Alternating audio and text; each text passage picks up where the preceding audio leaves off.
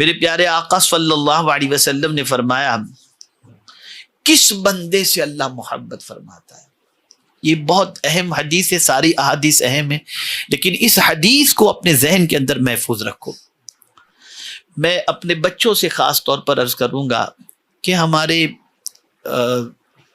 جو مدارس کے طلباء ہیں اور ہمارے بعض مبلغین بھی جو ہیں، ان کی پوزیشن یہ ہوتی ہے کہ وہ سوچتے ہیں جلدی سے ہمارا گھر، یہ پیسہ اتنا، یہ وہ ساری چیزوں، اتنی فکر رہتی ہے کہ بس جس کی کوئی انتہا نہیں. تو حدیث مبارکہ میں آقا کریم صلی اللہ علیہ وسلم کے ارشاد کا مفہوم ہے کہ جس نے صبح اس حال میں کی کہ دنیا کا غم اس کے سر پر رہا، وہ اس کی آخرت خراب ہوئی، اور وہ دنیا کے غم کی وجہ سے آخرت سے جو غفلت اس نے برتی، تو نہ دنیا اسے ہاتھ آتی ہے اور نہ اس کی آخرت سنورتی ہے. ارے بندے، تیرے لیے تو وہی اللہ عز و جل نے، جو تیرے لیے وہی ہے جو اللہ عز و جل نے مقدر کر رکھا ہے، تجھے تو تیرے حساب کی دنیا مل کر کے ہی رہے گی. اور جس شخص نے صبح اس حال میں کی کہ اس کی فکر آخرت کی تھی کہ میرا آج کا دن آخرت کے خراب ہونے والے کسی کام میں نہ گزرے، صبح کرتے ہی وہ آخرت کی فکر میں لگا رہا اور اس کی رغبت آخرت کے کاموں کی طرف تھی. اٹھا پہلے میں نماز فجر کی پڑھ لوں، تلاوت کر لوں، درود شریف پڑھ لوں، اب اس میں لگا ہوا ہے. تو اگر اس کی رغبت ان چیزوں کے اندر ہے تو سرکار صلی اللہ علیہ وسلم کے ارشاد کا مفہوم ہے کہ اس کی آخرت بھی سنور گئی، اور جس چیز کی طرف رغبت نہیں تھی اس کو اللہ نے اس کی طرف راغب کر دیا. یعنی اب دنیا اس کے پیچھے چلے گی، دنیا اس کے پیچھے چلی. اور یہ بات یاد رکھیے گا کہ آخرت کی فکر کرنے والے بندے کے پیچھے دنیا چلا کرتی ہے، اور دنیا کی فکر کرنے والے کے پیچھے جو ہے دنیا بالکل نہیں چلتی. اس لیے یاد رکھیے گا، اگر آدمی کے بارے میں معلوم ہو جائے کہ یہ حریص ہے اور لالچی ہے، اس سے کوئی محبت نہیں کرتا. لیکن اگر معلوم ہو جائے، اب جو حدیث عرض کرتا ہوں اس سے آپ پورا مفہوم سمجھ جائیں گے کہ اگر بندے کی کیفیت یہ ہے تو صرف اس سے بندہ ہی محبت نہیں کرتا، اللہ بھی محبت کرتا ہے. اس حدیث کو آج کی نشست کی سب سے اہم حدیث کی حیثیت سے آپ دل و دماغ میں محفوظ کر لیں. حضرت سعد ابن ابی وقاص رضی اللہ تعالی عنہ نے فرمایا، میں نے حضور نبی اکرم صلی اللہ علیہ وسلم کو فرماتے ہوئے سنا. یہ حضرت سعد ابن ابی وقاص کون ہیں؟ یہ وہ خوش نصیب صحابی ہیں جن کے لیے حضور صلی اللہ علیہ وسلم نے دعا کی اور ان سے فرمایا، سب تو یہ کہتے ہیں کہ یا رسول اللہ میرے ماں باپ آپ پر قربان، لیکن حضرت سعد وہ ہیں جن سے حضور نے فرمایا، اے سعد تجھ پر میرے ماں باپ قربان. تو اتنے جلیل القدر صحابی ہیں.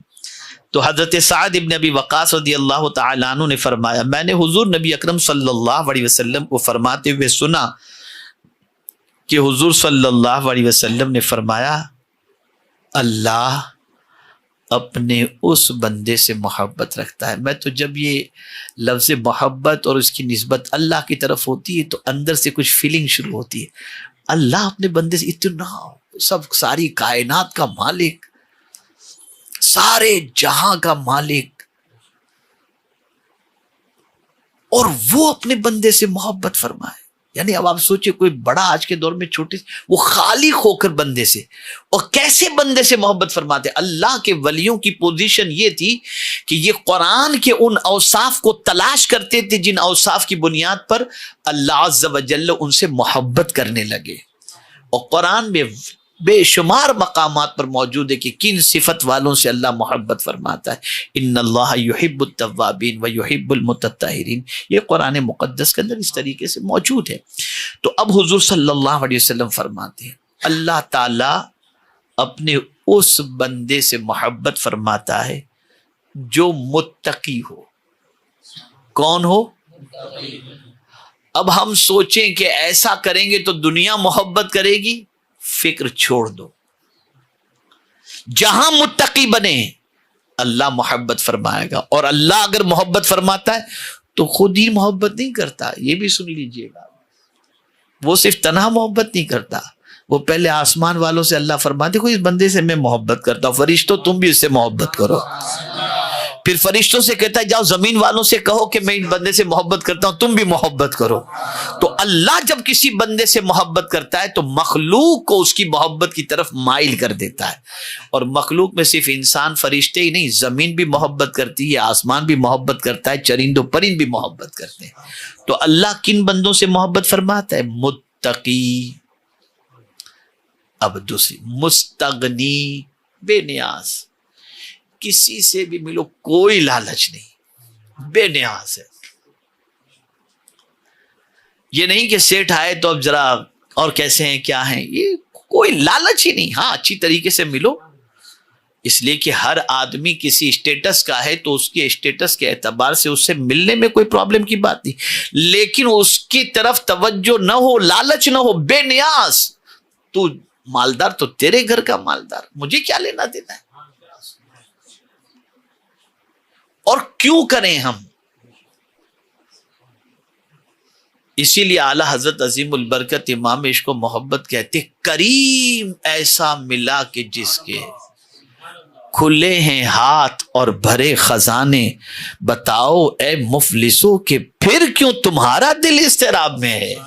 ہمارے آقا ہیں، بس اللہ سے یہ دعا کیا کرو. اسی لیے حدیث شریف میں یہ دعا موجود ہے، اللہم اغننا بفضلک عمن سواک. اپنے فضل سے میرے مولا تو ہمیں بے نیاز کر دے تیرے علاوہ سے. یہ دعا ہونی چاہیے. تو مستغنی یعنی بے نیاز ہے، کسی سے کوئی لالچ نہیں، کوئی آرزو نہیں، کوئی تمنا نہیں. اور میں یہ آپ کو کہہ دوں، آپ مخلوق سے تمنا اور آرزوؤں کو ہٹا کر ذرا خالق سے تمنا کر کے دیکھو، پھر وہ کس طرح سے آرزو پوری کرتا ہے آپ دیکھیں. اور تیسری چیز گوشہ نشیں ہو، یعنی اسے شہرت سے محبت نہ ہو، یار میرا نام ہو جائے، یہ ہو وہ ہو، یہ اس کے دل میں نہ ہو. وہ بھلا اپنے رب کی یاد، اس لیے کہ قرآن کہتا ہے وَذْكُرِ اسْمَ رَبِّكَ وَتَبَتَّلْ إِلَيْهِ تَبْتِيلًا. سب سے کٹ کر اس کے ذکر کے اندر، اس کے نام کے ذکر کے اندر، تمہارے رب کے ذکر کے اندر تم مصروف ہو جاؤ، اس کا ذکر کرو سب سے کٹ کر. خاتون جنت کو بطول اسی لیے کہا جاتا ہے، وہ سب سے کٹ کر اللہ کی یاد میں لگی رہتی تھی. تو یہ حدیث شریف متقی اور مستغنی اور گوشہ نشیں سے اللہ عز و جل محبت فرماتا ہے.